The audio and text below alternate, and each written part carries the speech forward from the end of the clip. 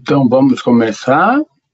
Então, aqui, ó, só recapitulando. Então, paciente, 26 anos, sofreu um acidente de moto em que ele bateu de frente com o carro e foi arremessado a 80 km por hora.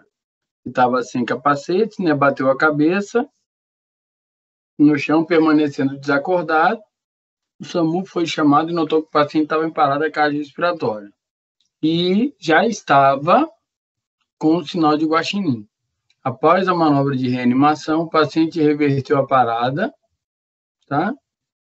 Mas não conseguia movimentar o braço esquerdo, mas ainda conversava. E a caminho do hospital, ele perdeu consciência e 2 horas depois do acidente, ele já estava com Glasgow 5. Então, na verdade, ele rebaixou muito consciência, muito provavelmente, como nós vimos lá, por causa dessa fratura aí que ele deve ter tido na base do crânio, que apertou aí o tronco encefálico e fez com que ele tivesse uma parada cardiorrespiratória e esse edema aí cerebral, até pela intensidade desse trauma, dessa hemorragia, aumentaram a pressão intracraniana, por isso ele rebaixou consciência. Beleza? Então ele ficou durante 2 meses aí, esse paciente permaneceu em coma, e atualmente, 6 meses depois desse quadro, desse trauma, do período de internação, ele recebeu alta hospitalar e foi encaminhado para a fisioterapia, com aquela tomografia que nós vimos, mas o que ele tem atualmente? Um tremor intencional, um desequilíbrio e uma hemiparesia à esquerda. Então, essa fraqueza à esquerda, tremor quando vai realizar o movimento e um desequilíbrio que ele está apresentando. Então, desses 3 aqui, vocês acham que a gente deve começar o tratamento por qual? Quem levanta uma hipótese? Todo mundo lembra desses pontos aqui? Causa do coma, se é a lesão primária, onde é que está a lesão primária, secundária, golpe, contragolpe, tudo tranquilo até aqui? Sim? Alguma dúvida? Estão me ouvindo? Estou ouvindo, estou dando uma olhada aqui no caderno. Pronto, beleza. Vê aí se tem alguma dúvida. Tá tudo na paz. Tem alguém que hoje é a primeira aula? Acho que não, todo mundo estava aqui. Maria, Jéssica, Jacimara, Nicole. Eu acho que todo mundo... Oi? Repete a causa do coma. Então, por que esse paciente entrou em coma? Essa velocidade, essa agitação do crânio de bater lá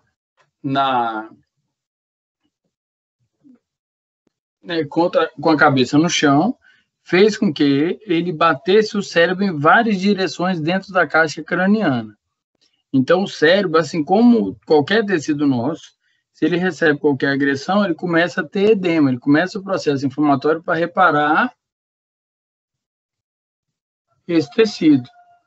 Então, nessa que ele tá tendo edema, reparando o tecido, ele aumenta, ele fica maior. Então, ele aumenta a pressão dentro da caixa craniana. Por quê? Porque o crânio não vai ceder.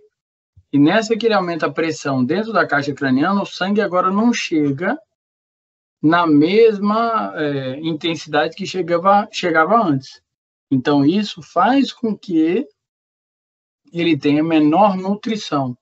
Chega menos oxigênio, chega menos glicose, e com isso ele tem um sofrimento cerebral, uma hipóxia cerebral, uma baixa nutrição cerebral. E aí, por isso, ele entra em coma. Então, esse é um dos mecanismos. Outro mecanismo é que o próprio sistema nervoso vai diminuir a atividade cerebral para proteger o cérebro. Então, o coma, ele também é uma proteção. Para quê? Para que o cérebro se mantenha em menor atividade e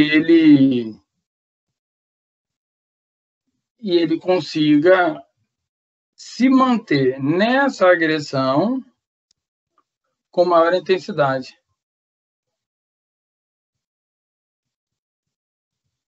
Beleza? Então, é uma forma de proteger o cérebro. Então, em alguns quadros, quando a gente fala, não, vai colocar o paciente em coma, a gente pensa, eita, tá grave. Mas o coma induzido é protetor. Por quê? Ele aí, nesse mecanismo que nós vimos, ele entrou em coma por quê? Porque ele recebeu uma agressão, teve vários focos de hemorragia, o cérebro começou a inchar por causa disso, e aí recebeu menos sangue, o metabolismo abaixou, por isso ele entrou em coma. Só que se você sedar o paciente, o metabolismo já vai abaixar, e aí ele não vai precisar de tanto oxigênio. Então, mesmo num caso como esse aí, que ele já ia, né, ter um coma, rebaixou consciência, se dá um sedativo para abaixar mais ainda e proteger esse paciente. Beleza?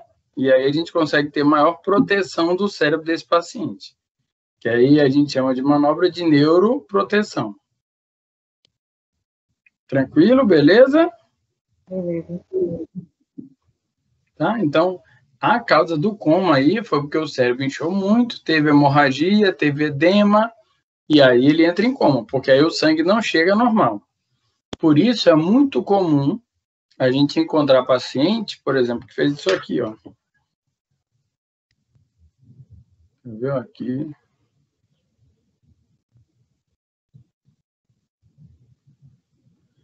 Paciente que fez isso, ó, recebe um trauma como esse e a gente vê, ó, ele retira parte do crânio aqui, ó.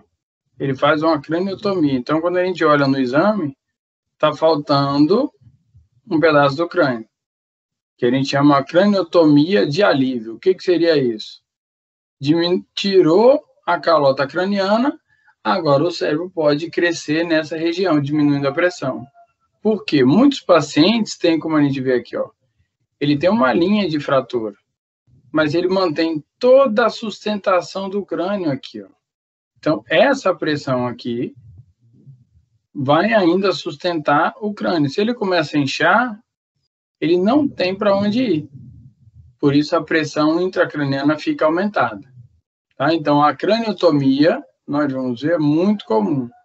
Quando se escolhe, né, sem ter um trauma numa determinada região, se faz mais por aqui por trás, ó. Porque aí o cabelo esconde, abaixa a pressão tranquila e o cabelo vai esconder. Tá? Se tiver como aqui, ó, se a gente olhar o trauma dele, foi aqui, ó. Então, se já tem uma fratura aqui, se já tem um pedaço, pode tirar esse pedaço daqui para diminuir a pressão intracraniana. Beleza aí? Tá tranquilo? Beleza. Tá claro? Deu uma luz. Aí nós vamos ver vários pacientes com esse afundamento depois lá. Por quê? Porque tirou um pedaço do crânio, vai ficar mais fundo. Beleza? A gravidade do quadro, ó, lembrando, é porque 2 horas depois do golpe ele já estava com Glasgow 5, a gente considera coma abaixo de 8. Então ele já está grave 2 horas depois. Imagina com edema cerebral, com esse curso da doença, ele vai ficar mais grave ainda. Tá? O quadro clínico, todo esse período, que ele teve lá uma monoplegia, ele teve a parada cardiorrespiratória, ele ficou 6 meses, né, internado, sendo que 2 meses em coma, mas nós vamos tratar a sequela dele, que é o quê? Que é tremor intencional, desequilíbrio e hemiparesia à esquerda. Esse aí é o nosso foco de tratamento, beleza? Desses aí, vocês iriam começar com qual? Qual a ideia aí? E aí, tem alguma ideia?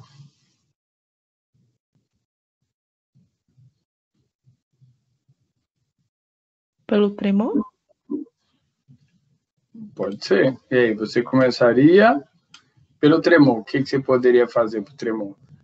Todo mundo entende claramente quais etapas a gente segue, por exemplo, do tratamento, para fazer com que o paciente tenha autonomia para andar tranquilo? Vocês chegaram a ver uma sequência assim? Não? Não. Não. Posso abrir um parêntese aqui? Pode. Para a gente distrair? Então, aqui, ó.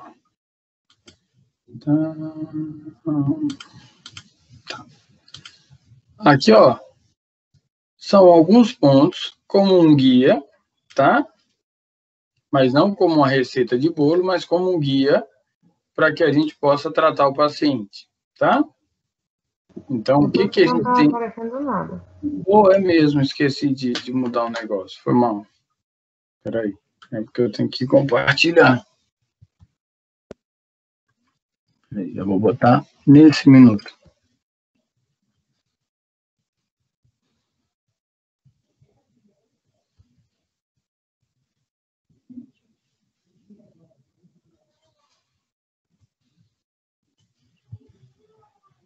Peraí, um segundo, tá bom?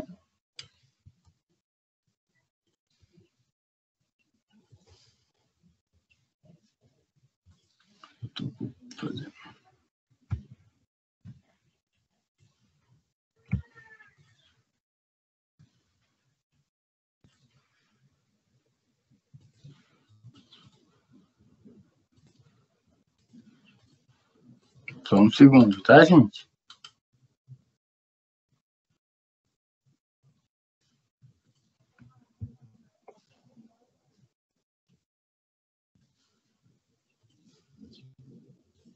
Agora vai aparecer.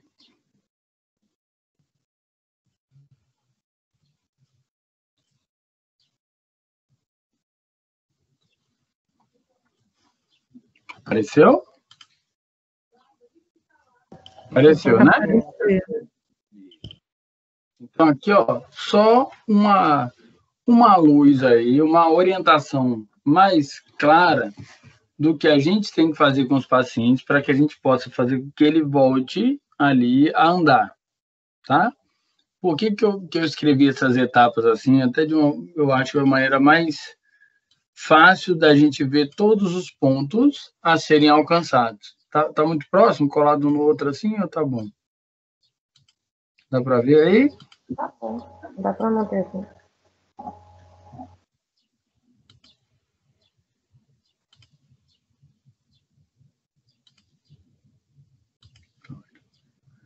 Então, o que acontece?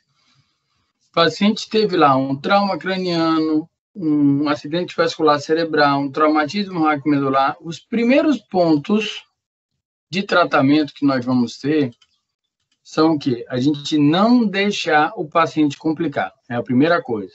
Então, esse paciente passou 6 meses internado, ele está aí, a gente começou a atender. Quais são as complicações mais comuns? Úlcera de pressão, tá? Ou escara. Pneumonias de repetição, encurtamentos musculares, limitações articulares. Então, nós temos um monte de complicações com essas características que vão retardar ou agravar o quadro do paciente, tá? Então, a primeira coisa que nós vamos fazer é evitar essas complicações, como rolar no leito, né? Fazendo as mudanças de decúbito. Qual o tempo aí mínimo para não gerar úlcera de pressão? Quem me fala aí? Quem tem uma ideia? De quanto em quanto tempo a gente precisa mudar a posição do paciente? No hospital, no leito, qualquer lugar. O ideal é que a gente mudasse de 2 em 2 horas.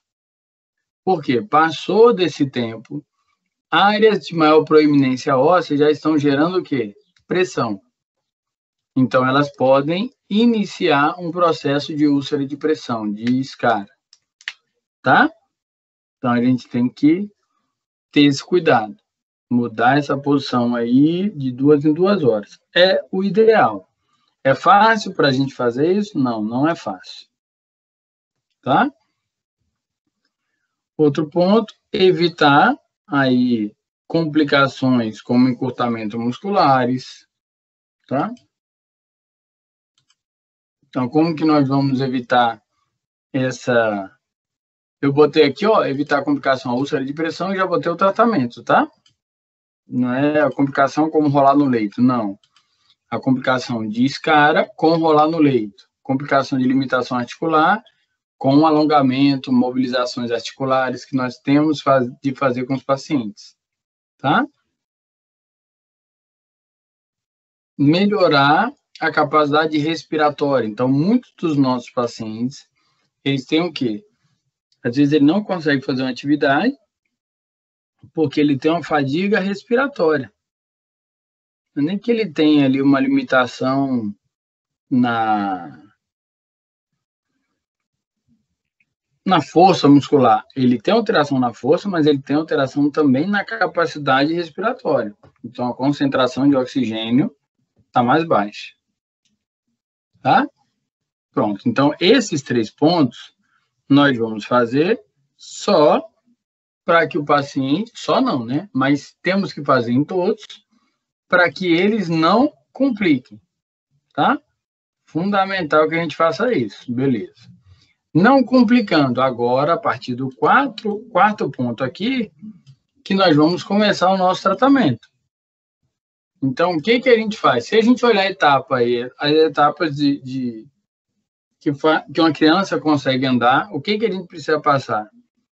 Controle de cabeça, rolar no leito, controle de tronco superior, tronco inferior, fica ali em 4 apoios, consegue engatinhar, arrastar. Não tem essas etapas? Então, essas etapas existem para quê? Para que os pacientes consigam atingir, para que as crianças consigam atingir esse melhor nível funcional. Então, todo mundo passou por essas etapas para atingir esse nível funcional. Tá? Então, nós precisamos, ter controle de cabeça. E aí, o que ele pode fazer para adquirir controle de cabeça? Por exemplo, um paciente. A gente coloca ele sentado, de frente para o espelho de preferência, inclina ali, sentado em uma bola, inclina para um lado, para o outro, para frente, para trás, coloca ele deitado em cima da bola, tá? Fica pulando, dá estímulo, dá objeto para que ele possa olhar. Então, todos esses estímulos a gente consegue ganhar controle de cabeça. Vou fazer uma técnica específica mesmo, do FNP, né, ou do método Cabot, para fortalecer membros, cabeça, tá? Pescoço. Mas, a gente fala cabeça, mas é o controle de pescoço, né, de cervical. Ganhou o controle de cabeça, ele já pode pensar em enrolar no leito. Então, nós temos que avaliar também nos nossos pacientes se eles passam por essas etapas. Por quê? Tem como uma pessoa ficar sentada sem controle de cabeça? E aí, o que vocês acham? Tem ou não tem? Tem como andar sem controle de tronco? Não. Não tem. Então, eu já atendi uma criança que tinha tudo para andar, só que qual era a dificuldade dele? Ele não tinha controle de cabeça. Então, a gente não conseguia colocar ele em pé, ele brincava até no carrinho, né, no velotrol, que era um dos treinos que a gente fazia para controle de cabeça, mas ele tinha o tronco razoável, tinha movimentos de perna, que ele conseguia chegar o velotrol para frente, mas a cabeça ficava caindo para um lado, para o outro, para frente, ele não conseguia manter a sustentação de cabeça. Então, isso precisa ser corrigido, tá? Vamos trabalhar, rolar no leito. O que nós temos de ganho ao rolar no leito? Primeiro, a gente lembra que se ele consegue rolar espontaneamente, é ótimo que ele não vai ter úlcera de pressão. Tá? E aí, o que a gente tem que fazer? Fazer com que ele possa ter a capacidade de rolar sozinho, porque ele já vai ganhando força no tronco. Para que isso? À medida que ele trabalha rolar, ele fortalece membros, né, superiores e inferiores, pelo menos a parte proximal dos membros, e principalmente tronco. Com qual objetivo? Com o objetivo de começar o controle de tronco. Pronto. Então, a gente rola. Conseguindo rolar, ótimo. Não conseguindo, nós vamos criar estratégias para assistir o rolar para que ele consiga melhorar a função. Vamos pensar agora, né? Ah, ele consegue rolar. Pronto, agora nós vamos tentar controlar o tronco superior. Ó, se a gente quer controle de tronco, como está escrito aqui, a gente pode fazer isso deitado. E aí, o que vocês acham? Como é que a criancinha controla tronco? Tudo tranquilo aí? Tudo beleza? Tá dando uma luz aí? Tá sim. Então, a gente controla tronco sentado. Então, o tronco superior, como é que nós vamos controlar? Nós vamos colocar o paciente sentado, primeiro com a ajuda do braço. Beleza, então, olha, ó. Fica ali com a ajuda do braço para fazer o controle de tronco. Então, você pode ver que a criancinha primeiro ela senta segurando com as duas mãos. Depois ela vai gradativamente, inclina o corpo, por exemplo, para o lado esquerdo, apoia a mão esquerda no chão, em qualquer lugar, e levanta a mão direita para pegar o brinquedo. Por isso, quando a gente for dar estímulo a esse paciente, dar objetos, algum treino, o que nós temos que pensar? Primeiro, ali, dar estímulo unilateral e depois estímulos bilaterais. Tudo isso que eu estou mostrando aí, tá? Que eu estou falando aí, eu vou mostrar em vídeo para que você possa perceber. Estou mostrando essas etapas para que a gente possa ter claro aonde o paciente está e por onde ele precisa passar para chegar na função que a gente quer. Então, nosso paciente, nós já sabemos que ele tem um desequilíbrio. Será que tem de tronco? A gente tem que fazer o que para testar lá se o desequilíbrio dele também está no tronco? Porque ele tem desequilíbrio, não tem? Será que é só em pé? Será que é no tronco? Nós vamos ter que sentar ele e fazer o quê? Pedir para ele não apoiar. Se ele ficar firme aí, o desequilíbrio é só de pé. Se ele aí já desequilibra, nós vamos começar o tratamento por onde? Por aqui. Concordam comigo? Tá tranquilo aí? Tá mais claro para ver da onde a gente parte o tratamento e para onde nós vamos? Porque às vezes o pessoal fala que, nossa, é difícil de tratar. Por quê? A gente tem que visualizar essas etapas. Se você trata sem ver essas etapas, aí fica meio tentativa e erro. Agora não. Nós vamos ver em qual etapa ele está e até onde esse paciente consegue melhorar, quais etapas ele precisa passar. Tá bom aí? Coerente, galera? Como está aí? Tudo na paz? Tá. Quem é que me responde aí, por favor? Qual é o seu nome? Jéssica? Não. Eu, Naira. Naira, obrigado. Então, ó, controle de tronco superior. Beleza. Primeiro com apoio de braço e depois sem segurar. Beleza, ó. Já consegue sentar e equilibrar um pouquinho ali com os braços para cima. Beleza. Se ele faz isso, nós podemos afirmar que ele tem o quê? Agora ele tem controle de tronco superior. Então, o que é tronco superior? Ali do meio do tórax para cima, tá? Seria ali de T7 para cima, tá bom? Isso que a gente consideraria tronco superior. Seria uma paraplegia baixa que ele tem superior. Uma paraplegia baixa, ele não tem controle de tronco inferior, tá? Então, vamos ver lá, qual é a diferença aí, ó. A gente pode estar encostado com a região lombar em algum lugar e a gente fica equilibrado, que seria o quê? Sentar na cadeira onde tem um apoio na lombar. E aí o tronco superior está controlado. Ou você consegue sentar no banco. A diferença funcional disso é essa. Se a pessoa não tem controle de tronco inferior, a coluna lombar dela está instável. Ela não consegue sentar em um banco. Ela só vai conseguir sentar em uma cadeira com encosto. Estão vendo a diferença funcional? Então, pelo que o paciente fala, ele já te diz aonde ele está nessas etapas aí. Ah, não, só consigo sentar, mas se eu tiver as costas apoiadas. O senhor consegue usar os dois braços ao mesmo tempo para pegar alguma coisa? Ah, não consigo não. Pronto, eu já sei também que ele não tem controle de tronco superior. Por que ele não consegue usar os dois braços?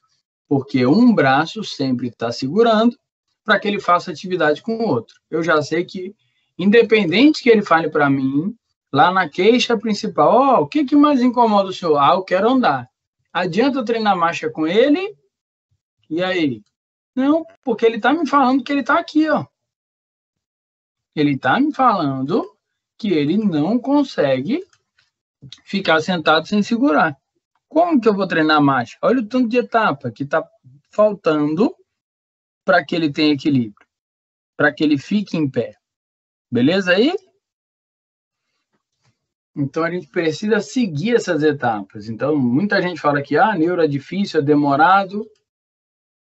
Não. Mas você tem que ter claro aonde o paciente está, por quais etapas ele precisa passar e aonde você quer chegar. Tá? Por exemplo, se o paciente tem uma paraplegia baixa, uma lesão completa, não tem prognóstico de andar. Tudo indica que ele, infelizmente, não consiga andar. Mas você pode trabalhar com ele até aqui, ó. Não, mas ele vai ganhar controle de tronco. Mas para que ele quer isso? Para que ele possa tocar a cadeira com liberdade, empinar a cadeira, transferir da cadeira para qualquer outra região, para o carro, para qualquer lugar. Então, seu objetivo é chegar até aqui, ó. Pelo menos inicialmente, a curto prazo. A médio e longo prazo, você pode pensar em outras etapas. Uma marcha com órtese, beleza. Mas a curto prazo, o seu objetivo é esse, controlar tronco para que ele toque a cadeira de maneira independente. Tá? Então, vamos tentar propor tratamentos mais específicos. Qual etapa ele está e para onde ele vai. Tá? Não é uma receita aí. Uma receita de bolo. Todo mundo faz assim para ficar bom? Não. Mas todo mundo que anda hoje passou por essas etapas. Tá? Tá tranquilo? Então, tronco inferior, com apoio. Então, a gente coloca, por exemplo, ele sentado numa bola, ele sentado num banco e pode usar os braços para sustentar. Pode trabalhar deitado também, com exercício de ponte. Todo mundo sabe como é que é o exercício de ponte? Sim. Sim, beleza? Ótimo. O paciente está lá com a cabeça aqui, não é isso? Lá, né, mais ou menos assim. Aí, olha, a mão apoiada aqui, ó. Pronto. Então, ele levanta aqui. O que ele está fazendo em levantar a pelve? Ele está sustentando tronco inferior, cintura pélvica e fortalecendo os isquios tibiais. Tá? Então, ele já serve para fortalecer o tronco inferior, mesmo que você sente ele lá. Por exemplo, sentou ele numa bola. Beleza. O paciente está sentado aqui. Eita, meu paciente está com sequela mesmo. Então, ele está tentando equilibrar aqui, ó. Um lado, para o outro. Mas ele precisa sustentar tronco inferior e tronco superior. Tranquilo? O exercício de ponte já faz isso e já fortalece e estabiliza a cintura pélvica. Então, a hora que ele conseguir ficar estabilizado aí, a gente pode falar que o paciente tem controle de tronco. Então, quando a gente fala, ele tem ou não controle de tronco? Para que ele tenha, né, a gente considera que ele já consegue ficar com apoio, sem apoio tronco superior e também sem apoio de braço, controlando o tronco inferior, que seria sentado sem apoio nenhum na região da coluna. Tá tranquilo? Bem tranquilão?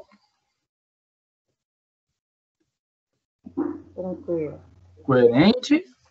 Então, nosso paciente lá, eu só falei que ele tinha um desequilíbrio, a gente não sabe se é aqui, e a gente não sabe se é em pé, mas vamos seguir aqui, só para a gente ter uma noção. Depois, ganhou tronco, deixa eu aumentar isso aqui.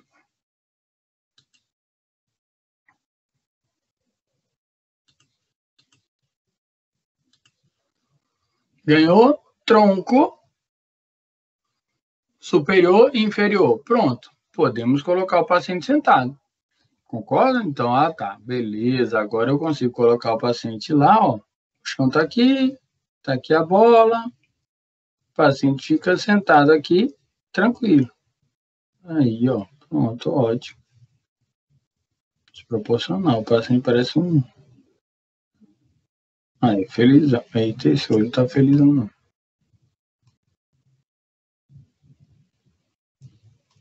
Pra esse braço aqui. Tá? Então, aqui, ó, ele tá sentado, tá apoiado aí, tá beleza. Então, para ele ficar sentado dessa forma, o que ele tem? Controle de tronco superior, controle de cabeça e controle de tronco inferior. Tá? O que a gente já pensa agora? Se ele faz isso, eu já posso pensar em fazer o quê? O que eu estou fazendo? Eu estou descarregando o peso para o membro inferior. Qual é a etapa seguinte a essa? Então, por exemplo, se fosse uma criança, o que ela poderia estar fazendo aí para controlar a pelve? Ela poderia estar, ó, vou botar aqui do lado. Ela poderia estar ficando ajoelhada.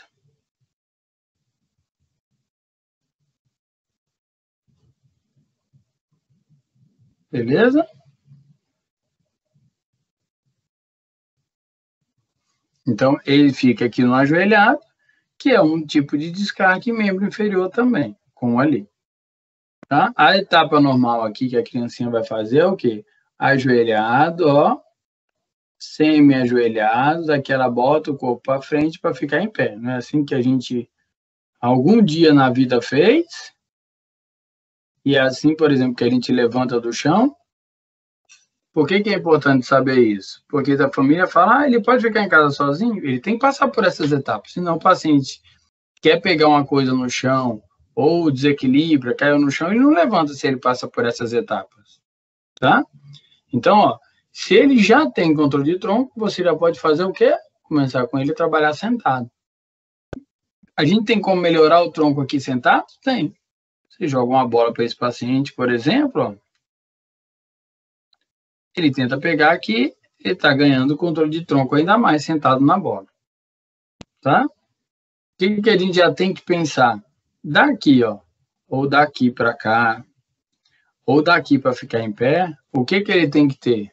Pronto, vamos ver aqui, ó. Força em membro inferior. Então, nosso paciente tem fraqueza? Tem ou não tem?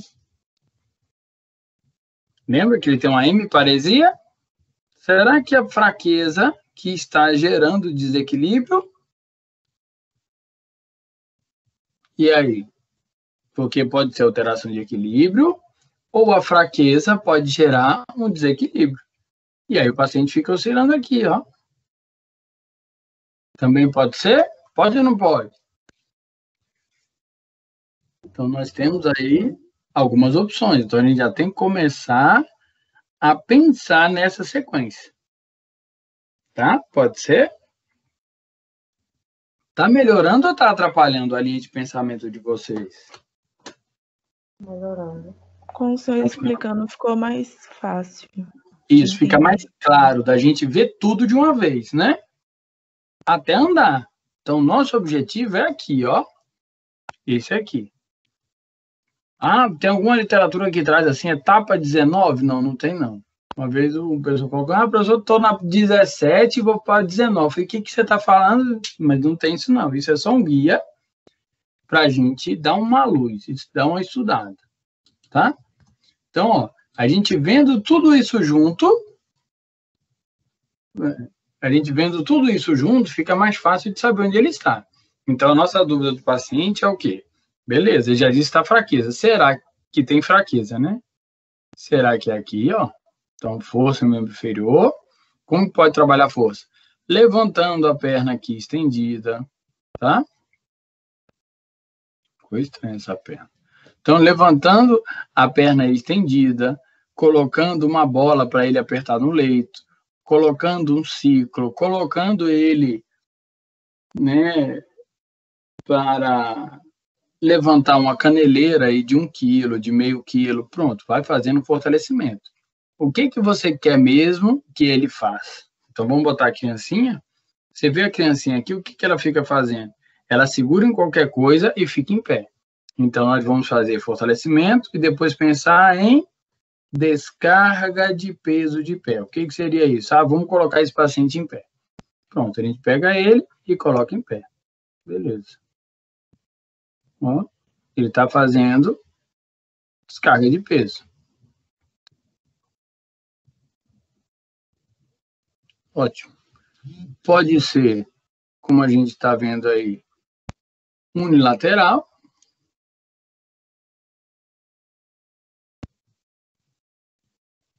Tá? Ou bilateral, como a gente está vendo aqui. Ou pode ser unilateral. Não vou botar uma perna só, não. Ele bota o peso lá em uma perna e a gente pede para ele dobrar a outra. Pronto. Aí tem que ver qual é a etapa. Eu não vou colocar em cima do... Não vou botar no chão, não. Eu vou colocar em cima de um trampolim. Pronto, beleza. Botou lá, ele está fazendo lá a descarga de peso dele, o treino de equilíbrio. Temos que pensar nisso. Mas primeiro, nós vamos colocar somente em pé. Tá? Temos várias etapas. Então, primeiro, botar ele em pé em cima das duas pernas aqui. Ó. Pronto, isso aqui é uma descarga de peso simples, porém muito útil e funcional, que é o paciente ficar em cima do próprio peso. Tá? Se ele não tiver essa capacidade, temos que trabalhar. Beleza? Tá? Mas o que acontece? Ele não consegue fazer isso. Então, o nosso paciente ele tem uma fraqueza muito grande, ele não consegue. Ou ainda, o paciente é tetra, paraplégico. Você pode botar uma órtese aqui, ó. Tranquilo? Você pode botar uma órtese até melhor. Vem até aqui, ó, maior, segura a pelve dele. Ou até aqui em cima, como a Laís Souza. Não sei se vocês já viram. Laís Souza, o pessoal fala, ela está em pé direto. Eu vejo ela em pé, ela está muito melhor. Quando você olha, ela está com suporte do pé até torácica alta. Isso mostra o que para a gente? Mostra que ela não tem ainda controle, ó, não tem força em membro inferior, não tem controle de pelve, não tem controle de tronco inferior e não tem controle de tronco superior. Tá? O tipo de órtese já vai dizer para a gente o quanto de suporte ele precisa ter. Quanto maior o suporte, menor o controle. Tá? Não é assim que a gente faz? Vai andar de bicicleta, bota duas rodinhas, depois tira uma rodinha, depois anda sem as duas, não é isso? Maior suporte para menor suporte. Tá? Tá? Coerente aí? Então, aqui, ó, conseguimos trabalhar a descarga de peso. Uma dúvida, tem como a gente colocar o paciente para andar direto? Olha onde é que está a marcha. Ó, a marcha está aqui, ó. Tem como a gente pular isso aí tudo e botar ele para andar? Eu não tenho. E aí? Já pensaram nisso? Ó? Esse paciente, por exemplo, o tetra aqui. Nós vamos tirar o suporte dele. Tem como ele andar? Tem. Só que aí a gente precisa de quê? A gente precisa de um suporte maior. Então, hoje nós temos aparelho que é, por exemplo, um guincho de suspensão, que ele vai estar aqui, ó. Tá? O que esse guincho faz? Ele tem um colete que prende aqui no paciente. Pronto. Prendeu aqui. Tem lá as rodas aqui, ó. Então, um suporte grande. Pronto. Tem lá as 4 rodinhas do aparelho. E a gente anda com esse guincho de suporte parcial de peso. Pronto, a gente faz isso sem que o paciente tenha a capacidade de andar. Então, a gente consegue pular alguma etapa. Vamos botar na criança? O que o pessoal usa na criança aí para fazer o menino andar sem seguir essas etapas? Quem lembra aí? Quem imagina o que pode ser?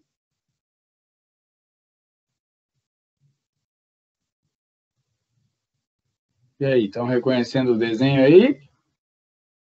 O que é que o pessoal usa aí no menino para botar ele para andar sem que ele pudesse andar? Reconheceram o desenho aqui, não? Sim, um andador. andador, aquilo está errado. Por que aquilo está erradíssimo?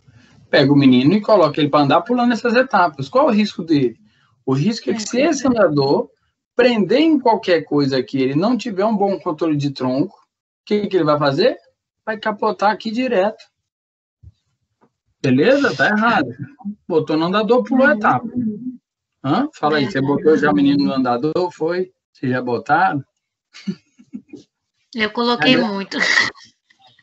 Já deu de presente andador para os outros? Você já fez isso? Tá arrependida agora? A minha filha, botei muito. Senão não deixava fazer as coisas. É isso. Agora E hoje você reconhece qual etapa sua filha estava aqui, nessa que a gente está vendo? ela era bem novinha. Quantos meses ela tinha? 6, 7? Uns 8, por aí. Porque agora ela começou a andar cedo, assim, com 11 meses, mais ou menos, ela começou a andar sem nada. Então, você botou o bichinho em pé aqui, ó. Então, nessa etapa ela já estava em pé, coitadinha, ó. Pensando, meu Deus do céu, eu não tenho equilíbrio em pé. Mas mamãe botou, eu que lute, né? Assim o que fala hoje. Aí ela adiantou o processo. É melhor andar logo, senão mamãe vai deixar eu aqui nesse negócio. Mas você botou ela para andar, ó, dentro dessa fase aqui, ó. Agora a gente não coloca mais. Não, agora já tá andando, né? Não, agora já tá moça, já tá adolescente. Mas no próximo já não coloca mais. E o sobrinho também já briga logo. Fala que não pode, não pode. Ah, mas não quer andar, fica rolando no chão lá. Ah, boia no negócio. Tá? Então, esse tipo de atividade, a gente pula uma etapa. Qual é o risco de pular uma etapa? No seu caso, não. Né? Porque ela tá tranquila, a gente pode... Ela engatinhou, você lembra disso? Ela pulou engatinhar? Engatinhou. Porque, às vezes, o que a gente pode fazer é, colocando no andador, pular uma etapa. Então, a criancinha não quer engatinhar, porque é muito mais legal estar em pé, muito mais rápido e prático. E aí ela pula engatinhar. Qual é o problema disso? O engatinhar serve para amadurecer o cerebelo. A função cerebelar. São as pessoas que são estabanadas. Já viu essa frase? Ah, a pessoa é estabanada, derruba tudo. Pode perguntar lá se não pulou engatinhar. Se não andou rapidão. Aí fala assim, andou de 9 meses, tá explicado. Pulou engatinhar, não amadureceu a coordenação e a precisão do cerebelo. Por isso tem esse... O pessoal chama carinhosamente de estabanado, mas na verdade é que não amadureceu direitinho o cerebelo. Beleza? Então, a gente tem como pular essa etapa, né? Mas o legal o ideal é que a gente faça gradativamente. Então, fortalecer, ó. Não tem etapa que a criancinha fica lá pulando, você pega ele no colo, bota em pé, ele fica pulando. O que ele está fazendo aí? Fortalecendo o membro inferior, ele sabe que vai precisar disso.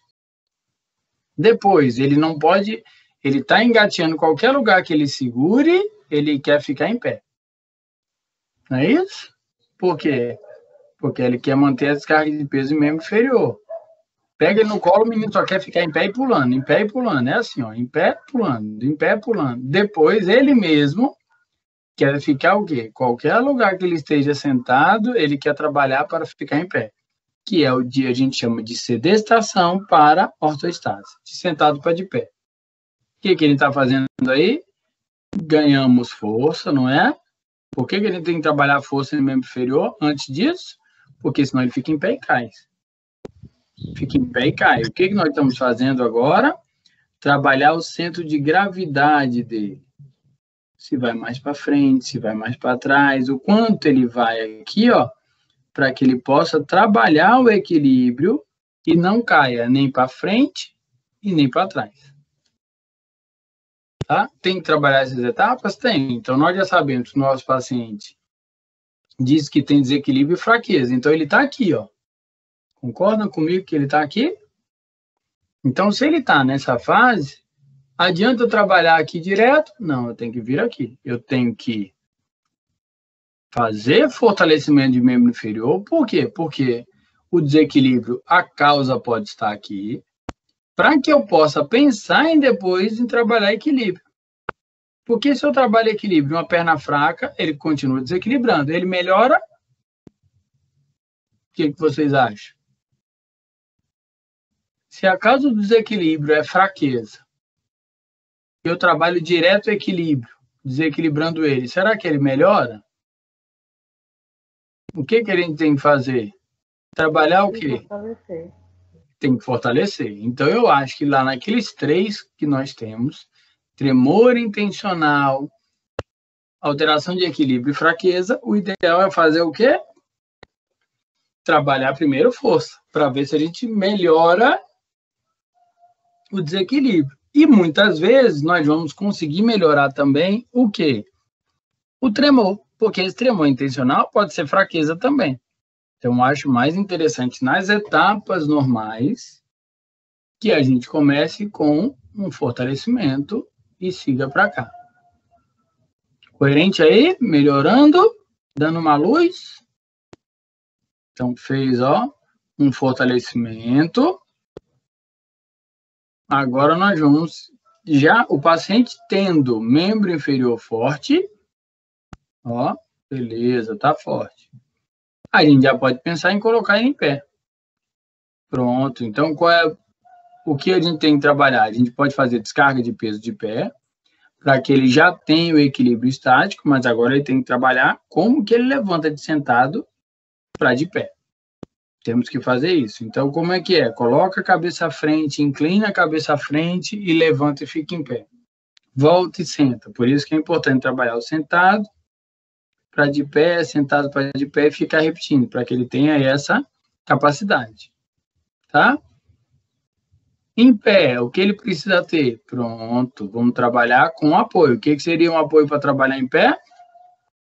Seria andador, seria muleta, seria barra paralela, seria a gente mesmo. Tá? Então, a gente precisa desse tipo de suporte. Tá? Tranquilo aí? Tá coerente? E aí, primeiro com apoio e depois gradativamente, ó, tirando o apoio. Olha a transição. Pode ver, a criancinha, para andar, já viu o negócio que o pessoal passa uma toalha embaixo do braço da criança? E segura atrás ou segura na roupa? Então, aquilo está dando maior apoio. Ou você segura a criancinha, né, com a mão mesmo nas 2 axilas. Depois você segura nas 2 mãos. Depois você segura em uma mão só e depois você solta o menininho. Pronto, é essa transição que tem que passar aqui, ó. De ter apoio para não ter apoio. Tá bom? Tá? Tá tranquilo? Então, de conseguir ficar em pé, ó, então ele ficou em pé, tiramos o nosso suporte parcial de peso aqui. Lindo. Pronto. Agora ele está em pé. Mas está em pé como? Parado. Então, ele ganhou equilíbrio estático. Pronto. Agora, será que consegue andar? Não. Mas ele já sabe que se ele der um passo e desequilibrar, o que ele faz para se proteger? Para. Então, aí nós vamos trabalhar equilíbrio dinâmico agora. Aonde? Nos passos. Um passo e pode parar.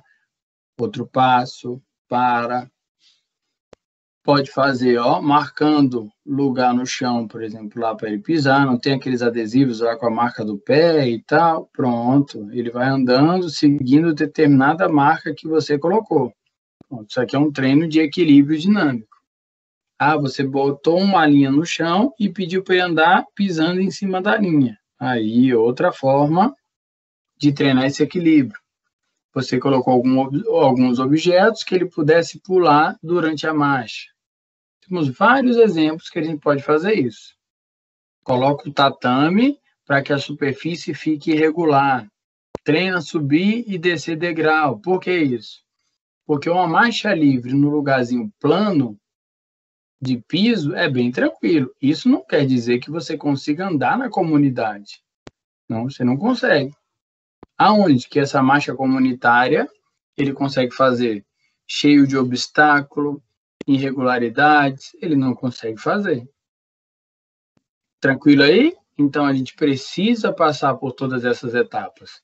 Então, aí, quem me fala aí onde provavelmente o nosso paciente está? Aí, desses aqui.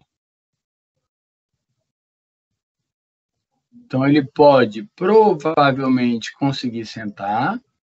Ainda assim, a gente tem que avaliar. Concorda comigo que temos que avaliar se ele tem ou não controle de tronco? O cara ficou 6 meses internado. Quem está 6 meses internado e passou 2 meses em coma, ele passou boa parte desse tempo deitado. Beleza?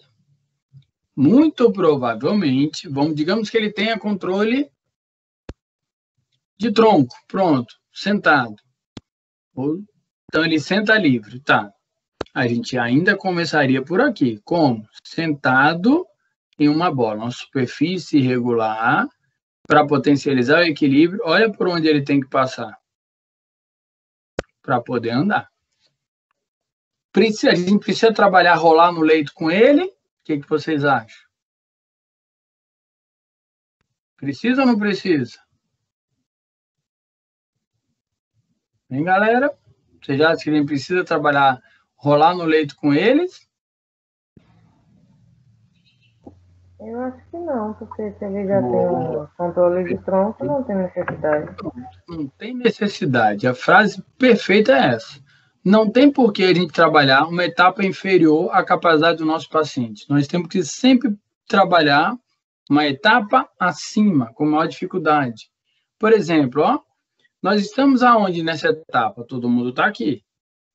Acredito eu. Todo mundo consegue andar na rua sem cair. Mas a gente tem como melhorar a nossa capacidade? Tem. Como? A gente consegue andar em cima dos legline, lá daquela corda bamba?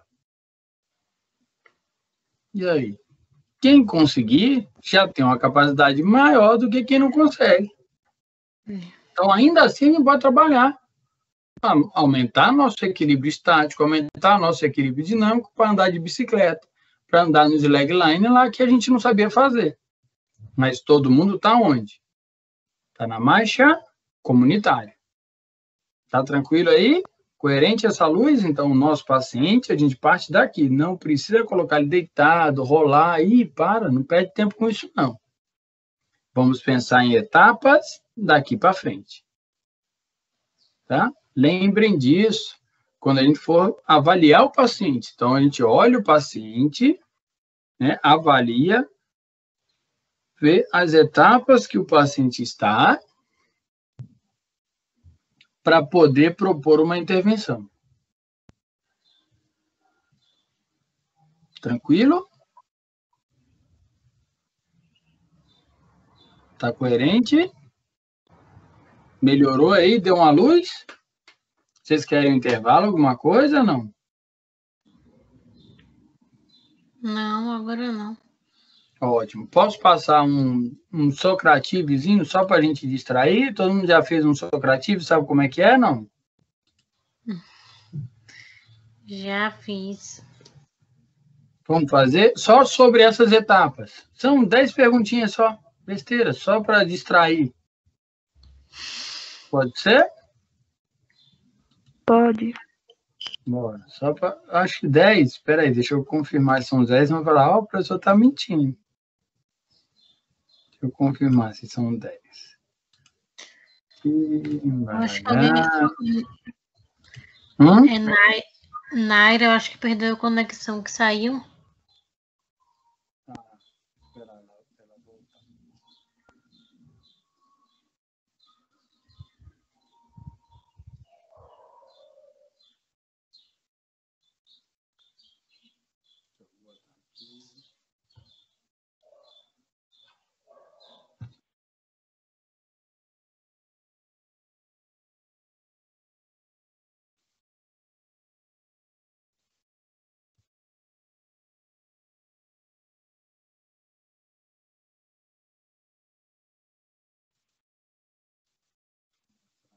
Para você se distrair.